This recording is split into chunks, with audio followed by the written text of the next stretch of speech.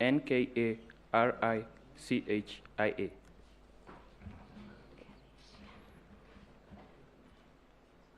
If I may proceed, my lady. Yes, please. I would like to refer the court only to 2 documents generated by the registrar. There is a list of annexures that has R1 and runs for 42 pages, and there's a big report of page 1 to 178 that covers the entire report. My lady, I'll take you to page 15 of the registrar's report, which provides a table to determine whether the IEBC complied with the scrutiny orders. On the issue of ICT, my ladies, I'll do order 1, 2, 3, and 4. My lord and senior Mr. Wetangula will deal with the rest of the orders. My lady, for order 1, we fully complied, save for providing the owners of system administration password. The order issued by the court had a security exception, but if it was determined it was too risky to provide something, we were to object and provide an explanation. My ladies, my lords, we objected because those persons once identified, their personal security could not be guaranteed in any way. And that explanation was accepted by everybody. The rest of the documentation that Senior Counsel Mugo said were not provided, my lady, that report says they were provided. The password policy is number 1, the password matrix is number 2, the system users and level access is number 4. Those documents, my lady, were provided, and the registrar noted the same. On the second order, my lady, the one about the server, my lady, I'll come back to it, but there's only one server. Senior Learned Counsel, Mr. Mugo, was economical with the truth, and I will develop it in the responses and queries raised by his agent, Mr. George, who is identified in the annex that the registrars provided.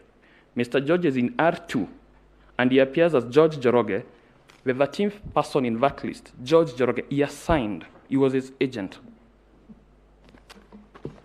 So, my lady, access was provided to the server.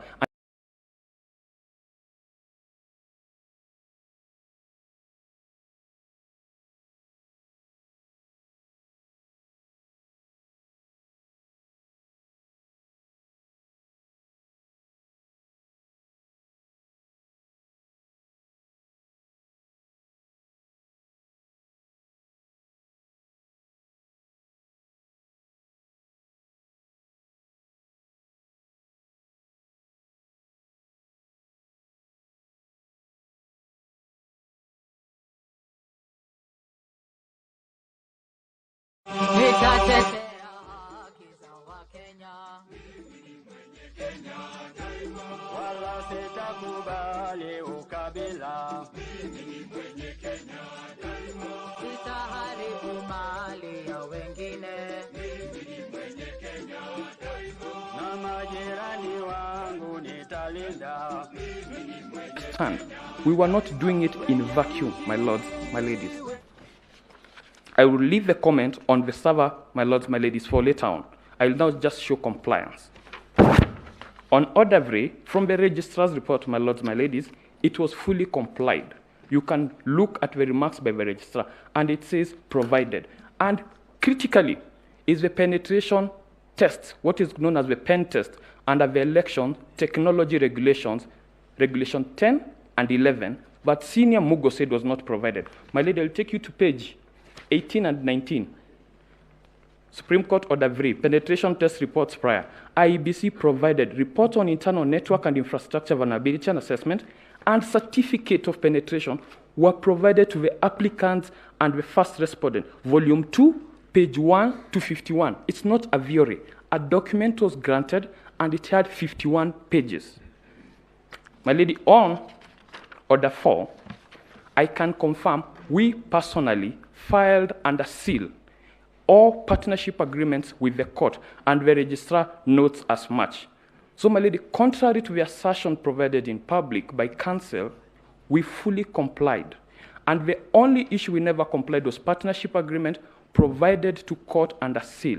And the issue of server, yesterday at 1:02 p.m., the court and all parties were issued with a forensic image of Form 34C had delivered and by email, my lords, my ladies. That was compliant. And it had a hash key. and it had a certificate of forensic evidence generated by Martin Nyaga. There is a certificate in court, my lords, my ladies, that the hash key was provided.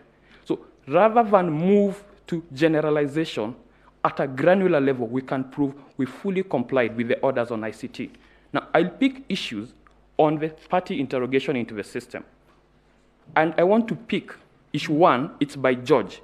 The same George, I said, is an agent of Mr. Mugo and is proven by the registrar's report R2, the person under 13, for Madva Wangari Karua, George Joroge, and Musa Omondi. That is the George. He asks, wanted to know the user who logged in on 12 August 2022 at 001 hours. I will take you to R9. It's the registrar's report. I have not filed anything in reference to this, my lords, my ladies. And it shows there was no user. It's the registrar's report. I'm not going to give an interpretation. And I will say the comment under, by the registrar, a review of access any suspicious activity. The registrar was represented by an IT technical team. So it did not even request us to lobby the registrar, explain to the registrar. The IT team confirmed for itself. My lords, my ladies, they said there was suspicious activity between various dates. I will take you to comment 4 by George Joroge. Agent wanted audit logs for user root during the election period. Logs were retrieved from 8th August to 29th August 2022, the day before the election and the day before we did the exercise. There was no suspicious activity. I would like the court to do a simple thing, my lords, my ladies. Compare the logs Mr. Mugo has provided and what is found in the registrar. You will discover there is an apparent discrepancy on the face of those logs. Nothing put on the slideshow is in the registrar's report because it's not. He may clarify where he got that, but he'll simply refer to the registrar's report. It's not, my lords, my ladies. Now, when you move over the report, you get other clarification by other users, and I want to pick 3 that are quite pertinent. They say there was no way of ascertaining the date of the server log, and that was the opening comment. At page 22, comment 8 by Victor, agents wanted to know when Form 34C was uploaded. This was established to be 16th August 2022. How could have it been created on 31st August, but you are able to go back in history to 16th August to determine when Form 34C was uploaded? It's ridiculous on the face of it. My lords, my ladies, I'll take you to George again, page 23. The agent requested to see the whole architecture. The whole, not only RTS, not only KIMS, the entire IBC infrastructure, including everything retained in that server. IBC database presented the system architecture and explained the transmission flow. How can you say access was not granted when it was granted the entire architecture, not RTS? My lords, I notice my time is running, and my senior wanted to refer to the forever. I will stop here, but if given time, we can take the court through the entire report and answer every query raised satisfactorily, because it was done. Access was granted, that's why comments were made. If access was denied, there would have been no comment. Thank you, my lords, my ladies.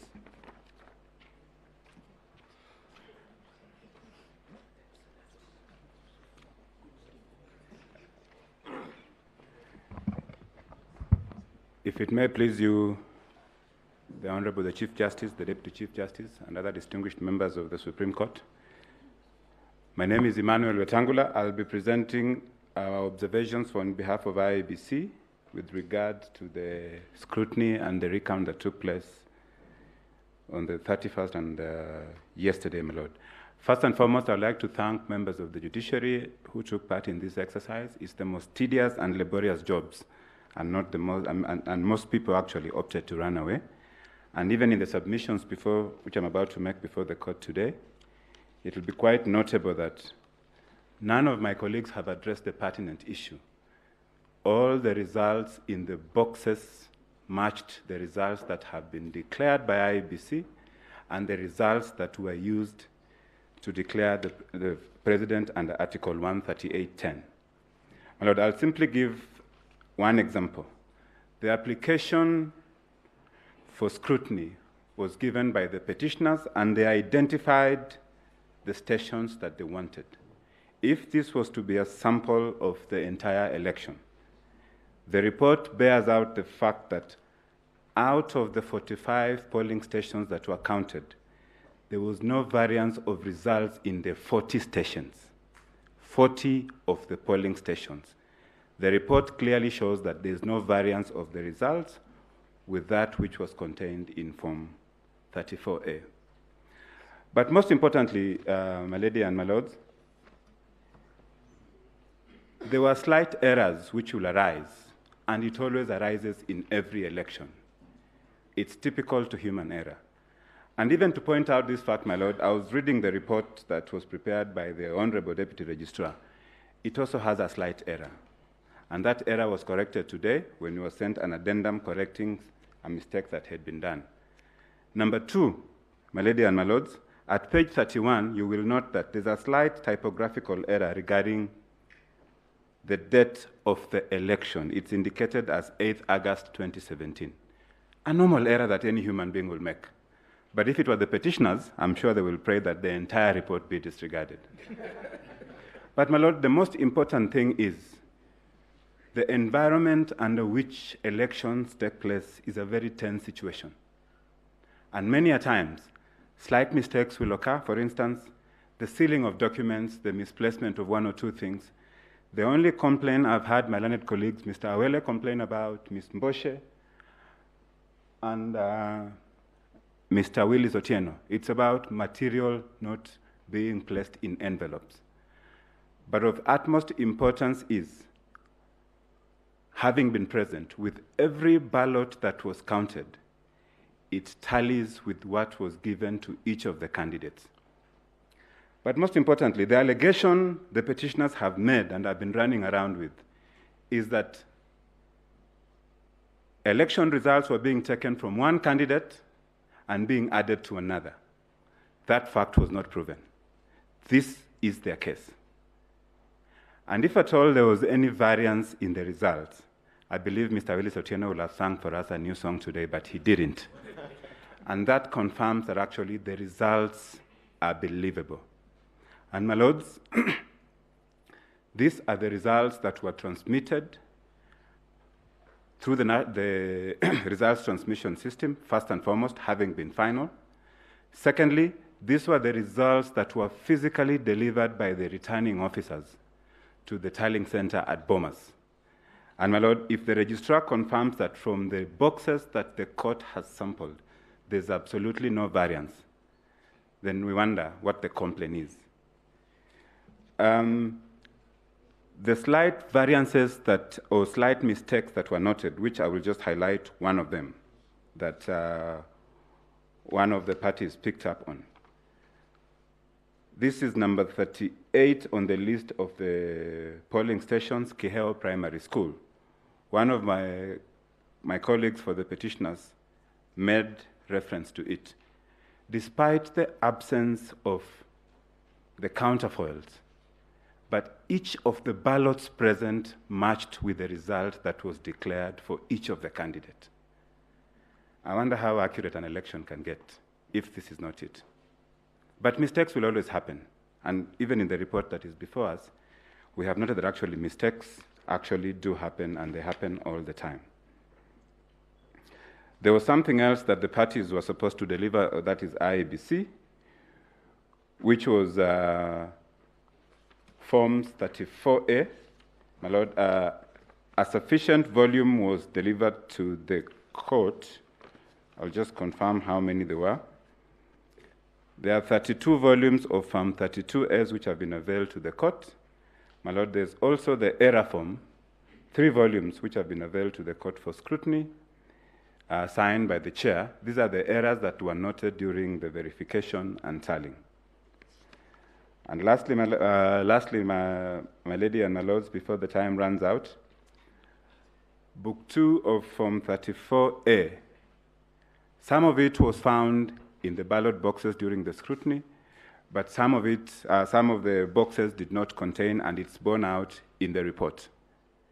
But the purpose of printing this booklet is actually known to all the players. My lady, my time has run out. I'll just request for 2 minutes to finalize my points, and I'll be done. Thank you.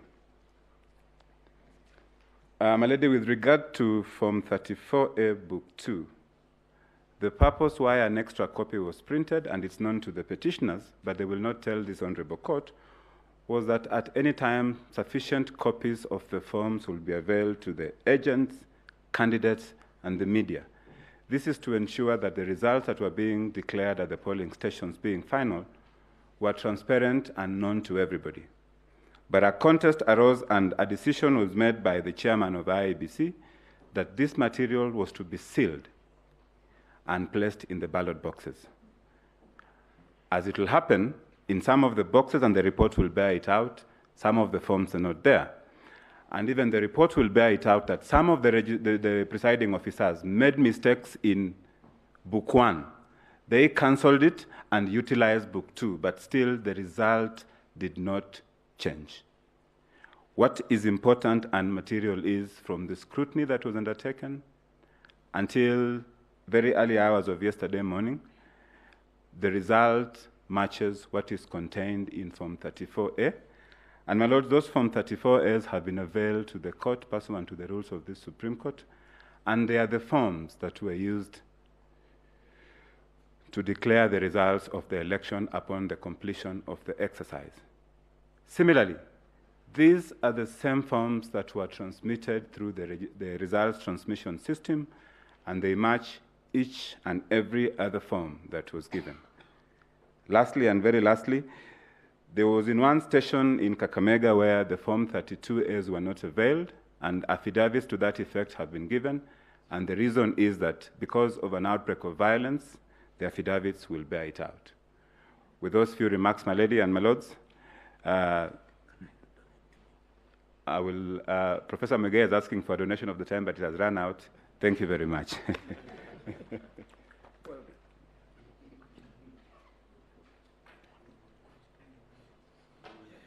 Lady, without appearing to interrupt the court's proceedings, with that kind permission, my learned friend has made reference to an affidavit that was given. We've never been supplied with that affidavit. We don't even know about it. And I don't think it is proper for evidence of such a nature to be brought to court at this critical point. And I wish the court should ignore it.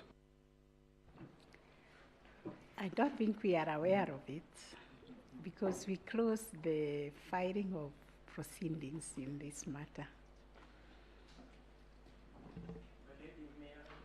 Very kindly request you to allow me to place on record that we reserve our right to object to that document filed by my learned friends. First, because it was filed without leave. Secondly, because no other party has had the opportunity to do the same. Thirdly, because from what we hear now, it may very well contain falsified documents. Yes, have we had submissions from the 9 respondents, but now in the... Yes.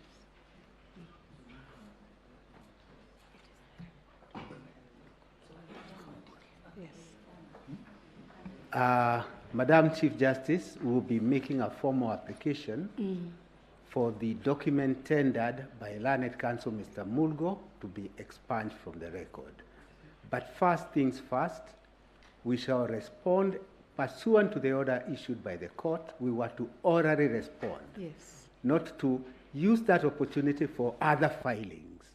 On our part, 2 of my colleagues will make the oral submissions. Please, that was not within the, please allow us the 15 minutes. We hadn't started making the submissions.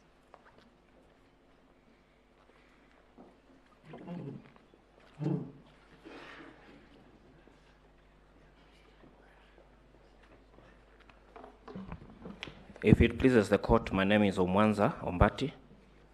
I'm going to present the first part of or the comments about the scrutiny report, and the second part will be presented by my learned friend, Senator Hilary Sigei. My lords, it's important to first appreciate that the purpose of scrutiny is an exercise that is meant for the court to have an impression of how the exercise of the election was conducted. And that's what you said in 2013, Raila. And secondly, also it's important to note that part of the process of scrutiny is to audit the election and make sure that the numbers are backed up by the paper trail.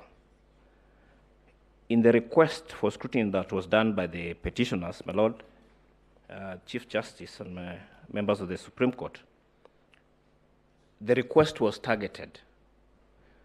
You'll find that particularly in petition number 5, and also the affidavit of Arnold Oginga, paras 81 to 91.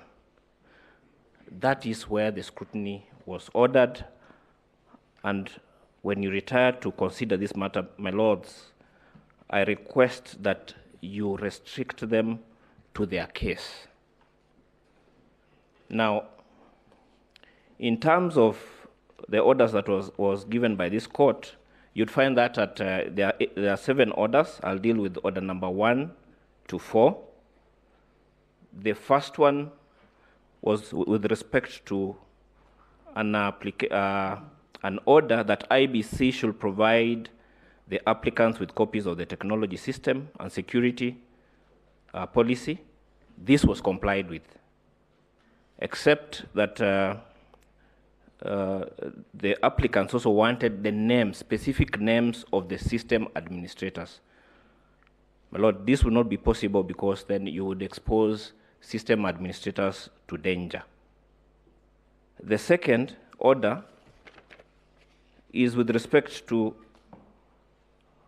a supervision of the servers, to have access to the servers of the National Tallying Center, to demonstrate how Form 34C was dealt with. The forensic image of the 34C was granted, and all parties were also given time to interact with this server the whole day. Now, the third and more important, part of that order also was to see whether there was any deletion of any Form 34A at the server. You'll find that at page 21 of the registrar's report, there was no deletion. There is not a single deletion of a Form 34A from the server. And my Lord, Justice Lenola asked a question on how was it that JPEGs were converted from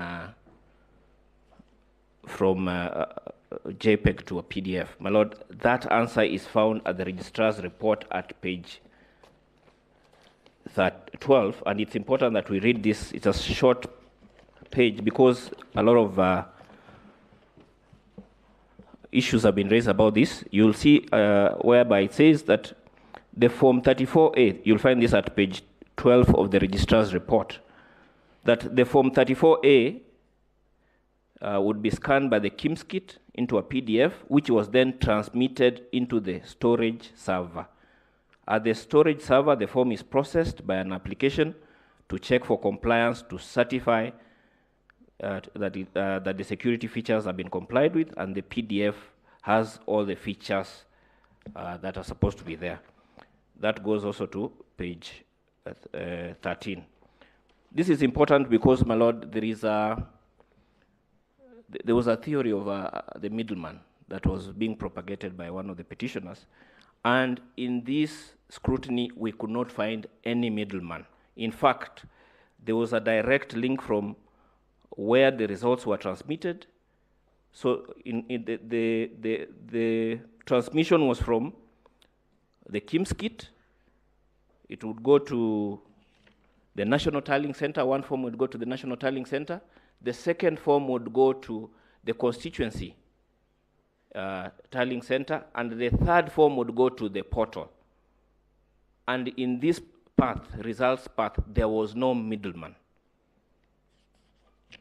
That was the smoking gun that was used by the petitioner, and my Lord, unfortunately, there was no smoke and there was nothing that would find, that was found in that. It's important, my Lord, to demonstrate to this court that in the scrutiny, there was first compliance by IEBC about, in terms of the orders of this court, order 1 to 7, as far as was practicable. And number 2 is that in the case theory that was presented to this court completely collapsed. We are all aware, and we saw it, that the petitioner brought a case that was packed in a truckload. However, when that was subjected to scrutiny, it collapsed like a house of cards. So, my Lord, the scrutiny has demonstrated that this election was conducted in substantial compliance with the law. If there are variations, they are minor and they do not materially affect the result, and we submit that this court should validate the win of the first and second respondent in terms of Article 140 of the Constitution.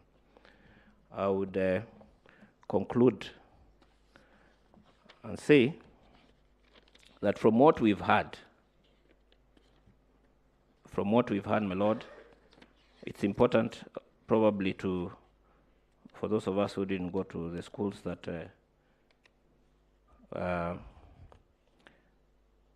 my friend Ayatollah went to,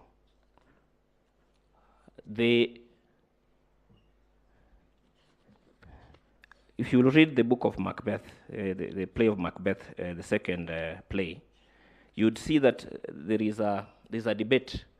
There's a debate about the devil and conscience. I think in one of the last acts, about a servant who's known as Lancelot.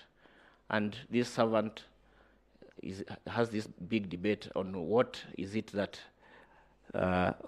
he has the devil that is pushing on him and also his conscience. And he concludes that he would rather go, in fact, I quoted this because it's very interesting. He says that my conscience is hanging by my neck, the neck of my heart, and in my conscience is a hard conscience. However, the devil gives me a more friendly counsel, but I choose to run from that friendly counsel.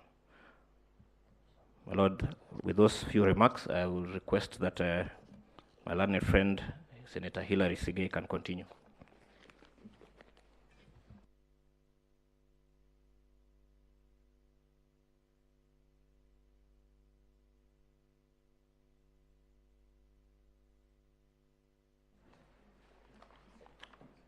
The Honorable Chief Justice, the Honorable Deputy Chief Justice, and the judges of the Supreme Court. My name is Hilary Sigei. My remit in submitting on the basis of the report is limited to the numbers. And my lords, I would dare say, fiction is best told in abstract. My learned colleagues for the petition have taken you through what they called a product of scrutiny. They have intentionally left out what is also equally important besides the process, and that is the numbers. I associate myself largely with the submissions by my learned friend, Mr. Wetangula, particularly with regards to the numbers and the 45 polling stations, which was a subject of inquiry in the orders for scrutiny.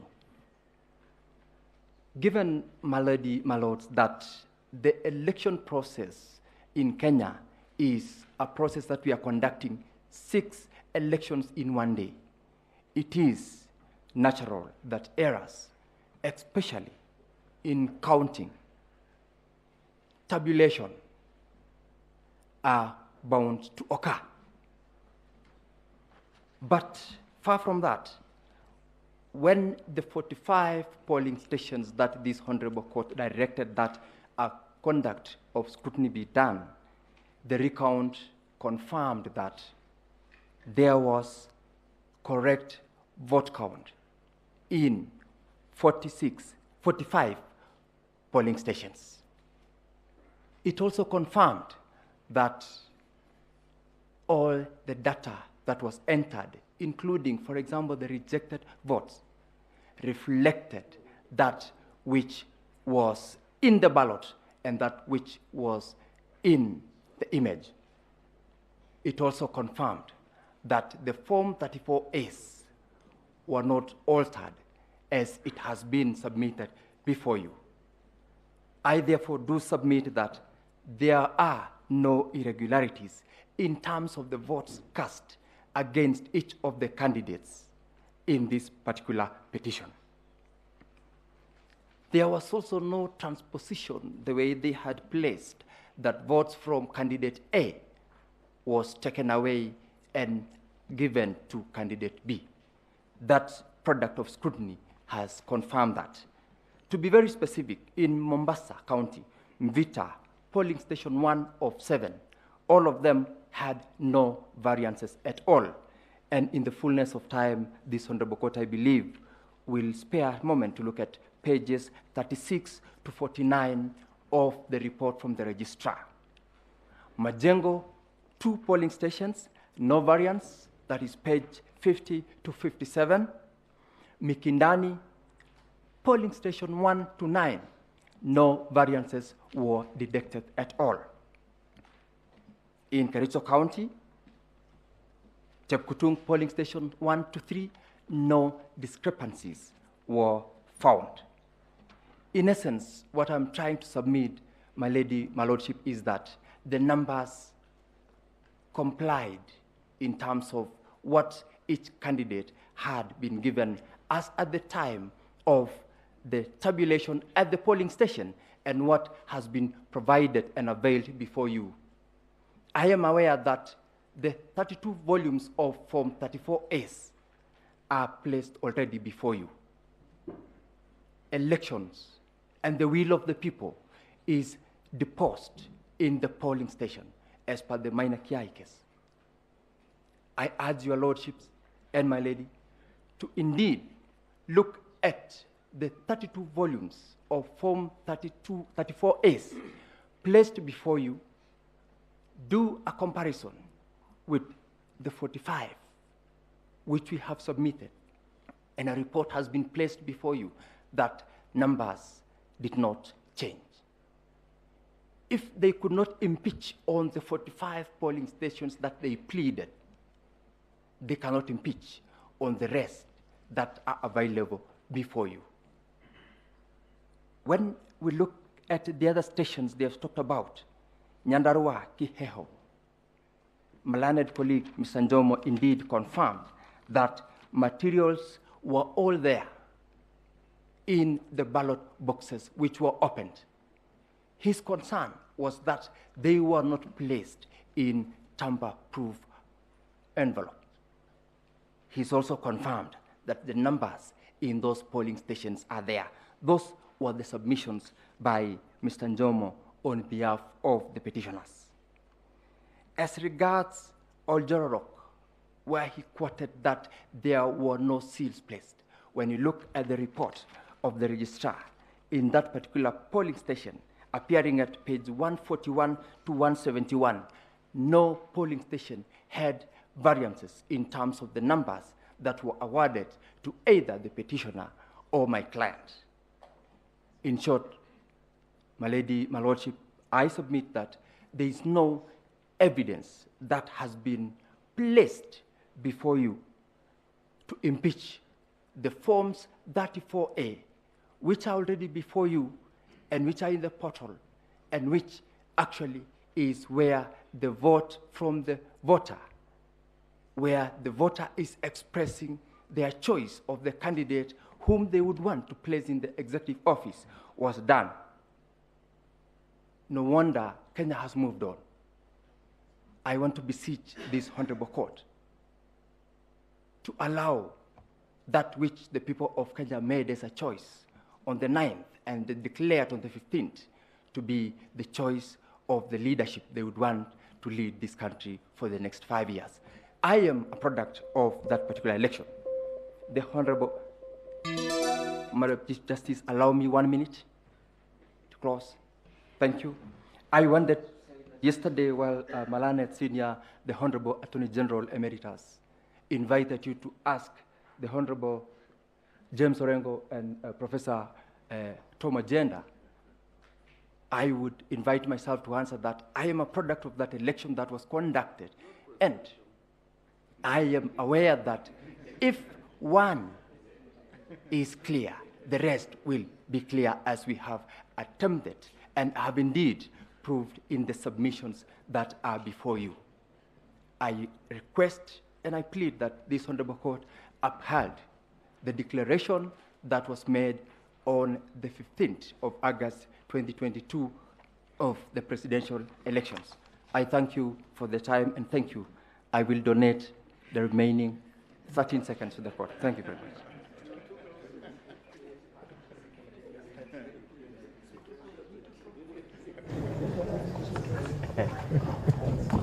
Thank you very much, Council, and I think we congratulate all of you who have been elected to the new office and wish you well. For you, I am mandated by my colleagues, and I hope on this one I also speak for my very dear and distinguished friends on this side. We haven't finished. We haven't finished. We haven't finished. Oh, you haven't? Yes. Sorry, I wanted. Yes. Sorry, we wanted to say that we cannot accept these documents, unfortunately, because we had closed the filing and we had indicated that we will take all submissions on the report by the registrar. So the application to expunge them, I think it's around, they were not even filed, they were not accepted, our system did not accept them. I think there is one clarification also from the bench. Justice Fenara? Yes, thank you, President. Mr. Murgor, let's go to R10. R10 is users who logged in recently. On this registrar's report, you projected it. So the one which has the Vito, Gudino, Vito, Provisio, Silva, Ogudino, do you have it?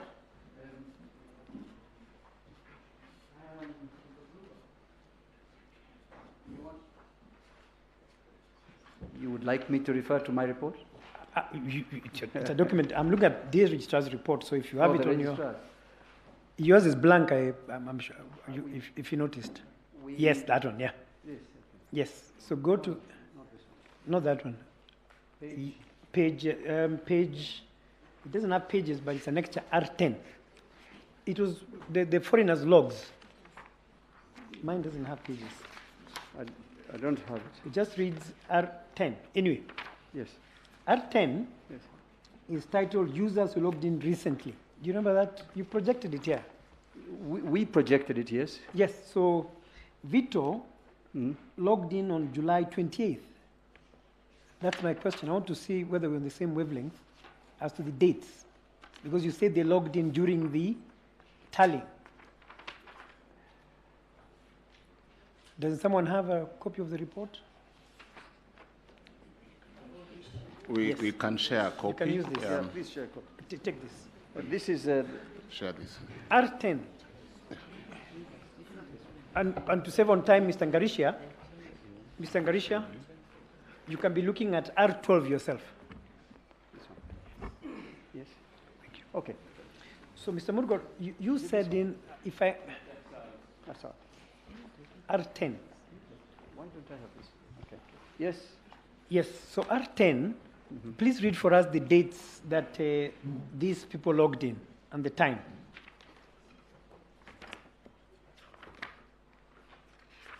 The R10, yes. I have the logs start from July 20th to July 28th. Exactly. Yes. So did I hear you saying that they logged in during the tallying period?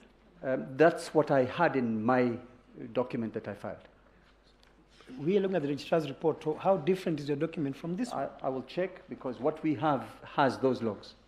Remember, we are working with the registrar's report, not any other document. That's why I was getting confused. this is probably the reason why we filed our own document, because you have extracted, or the registrar has extracted this part, we have extracted the entire. So we could look at what we have. Yes. I would speak to the IT people and clarify that. But because our logs start from July But to for the registrar's August. report, it's July 20th to July 28th. Yes. Okay, so I just want to clarify that. That was before the election, therefore. That was before the election. Thank you. That's all I wanted from you. Mr. Ngarisha, let's go to R12.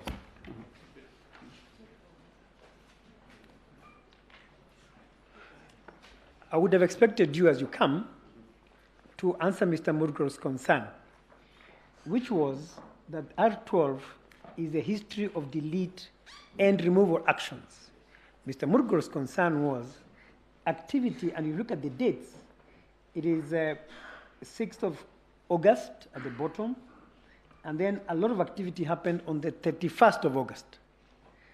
I would have expected you to say these deletions and removals relate to this action.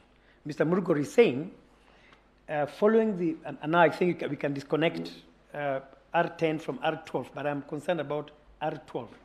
What activities were these? What was being deleted? What was being removed? So that you can get Mr. Murgor's point, which is quite of interest to me. I thank you. My Lord, far be it from me to correct the court. R12 is a series of command that was firstly executed by the IEBC database manager. I refrain from mentioning her name. She has her own security concerns, but her name appears on the record. Then, that is, I would say, if you look at the page, from 58 to 72 on your left, that is the command running. If you look at R12 on your left, my Lord, there is 58, 59 running. That's the command running, showing there was no deletion. If it was put on the screen in color, you will see what then we did once we realized there was no deletion. Mr. George had a specific command, which he said you can delete or remove from a server. Like in a computer, you can either press the delete key or you can press shift delete. So you can either delete or remove permanently from the server. That command was executed. And my Lord, be it far from me to comment on this. The registrar at page 21, James, Khalifa agent wanted to know if a root user has deleted or removed any file from the server. No records of file deletion or removals were discovered. I could interpret the code where you have 72, it shows the library Docker. You have a server which has various compartments called containers. These containers connect to the server by what we call a Docker. It's just an interface for exchanging the communication. It just is up to there. It cannot find any deletion. Then they executed a graphing. Graphing is where you limit the search range. Maybe you wanted to go to the registry and ask how many matters were filed in June. If you ask the registrar how many matters have been filed, you will maybe start from January to August. But if you ask what files were filed in June, that is the graphing. And that's why you see when you read it, it has a graph. Graph, it's not GREP space rem at root after number 72. There is root, application runs. It looks at the log history. Let me, if you will indulge me, let me explain it, my Lord. After 72, the root application, which is in that specific container, runs the log history, then it's graphed for remove. Is there any history of removal? There is none.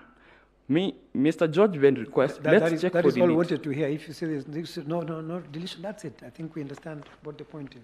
And my Lord, for R10, yes, I could clarify if you'll indulge me. Go ahead.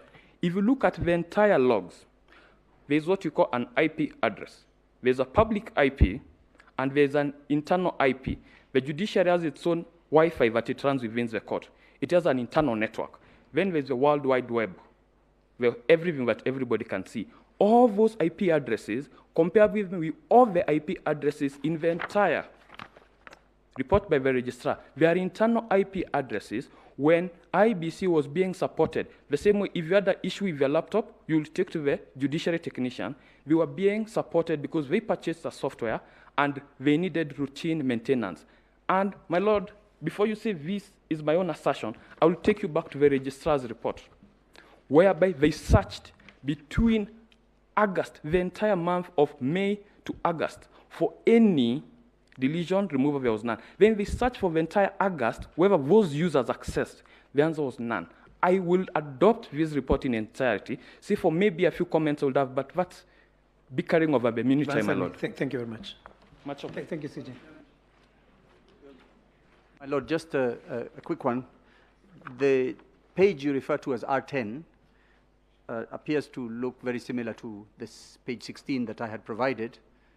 All I'm saying is that relates to dates in July, and what we received from IEBC contains logs up to the 31st of August. But the two last entries in August 31st and 24th are attributed to Ruto, who we believe is one of the same gentlemen. But the one I referred to today was August 16th. So it's just a question of how long the log was. Check again on your side.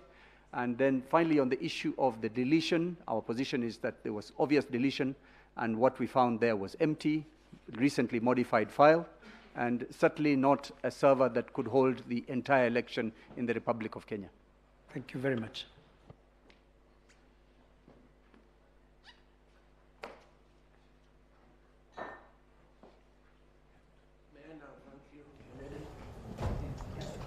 I want the record to show, with your very kind permission, and the concurrence of all my distinguished friends, learned friends, particularly those to my right, who have accorded me the honor of making this speech on their behalf.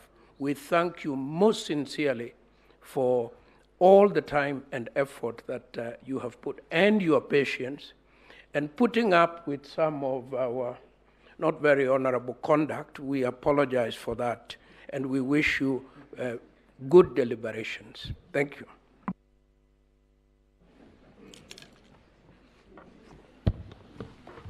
Thank you, Senior Counsel Professor Gideon Muigai, Attorney General Emeritus. From this end, and before our team leader speaks, we want to thank you for your assistance to us in the last 3 days. We want to say that if there was bad manners, we didn't see it. These things happen, and there really wasn't bad manners. We thank you for working within the very strict timelines that we gave you. Now, if you felt pressed for time, blame yourselves, because you gave us 14 days to do what ought to be done in a year, if you ask us. And while you take a break today, we continue working. We thank you, truly thank you on behalf of the team and before the team leader speaks. What you didn't know, but you may have realized, is that every day there was a marshal or a prefect from this end to ensure that you kept to your lanes. If you didn't notice, today I was the marshal. The day you laughed most, Dr. Wanjala was the marshal. That's how we work here. We work as a team. We divide roles here so that we don't all speak at the same time. And here, unlike things we have heard you say today, we consider ourselves equal. None of us has a veto power, but of course we have a team leader. We thank you very much. Pray for us as we undertake the next phase. It's actually not the more difficult one. You have helped us with the more difficult part, but it is intense, for which reason, therefore, we ask you that you pray to whatever God you pray to, that God will assist us to continue in the spirit we've been in for the last 1 year, and that we shall have a very high sense of discernment, and that we shall return to Kenya a judgment not less than what Kenya expects. Thank you very much, and now I ask that the team leader speaks to us. Thank you very much, the Honorable Vice President of the Court, and for being a very, very effective marshal for today. Allow me to thank my brother and sister judges. We actually call it shared leadership in the judiciary. We take up all this responsibility together, and I'm most grateful for that. Thank you, Senior Counsel Professor Gebu Moigai, for those very kind words. All we saw, like the DCJ is saying, is very, very robust arguments and participation. We did not reckon any bad behavior. Like you see, we did not cite anybody for contempt. So we are very, very most grateful for your cooperation. Allow me also to thank the other people who worked with us round the clock. A team led by the Registrar of the Court, Honorable Letitia Washira, and the Deputy Registrars, our law clerks who have been supporting us, all the registry staff, the executive officers, and the court assistants. We also want to recognize the role played by our security, our police unit, and all the police officers and security people who have provided us with security round the clock to make sure that these proceedings move on smoothly. I may not be able to mention everybody, but also to say that anybody who did something to make these proceedings move smoothly, we are grateful to them. We also want to thank the international and local observers who came to observe these proceedings. We are grateful for your encouragement, and we continue to ask, like the Vice President has said, that you continue to pray for us so that we can render judgment that promotes our constitution, that is anchored in the law, that nurtures our democracy, that brings harmony to our country, and everything good that is stated in our constitution. So with those remarks, I will wish you a very nice evening, and as we retire ourselves to continue working. Thank you very much. I'm told that we will deliver our judgment on Monday the 5th. We shall give you notice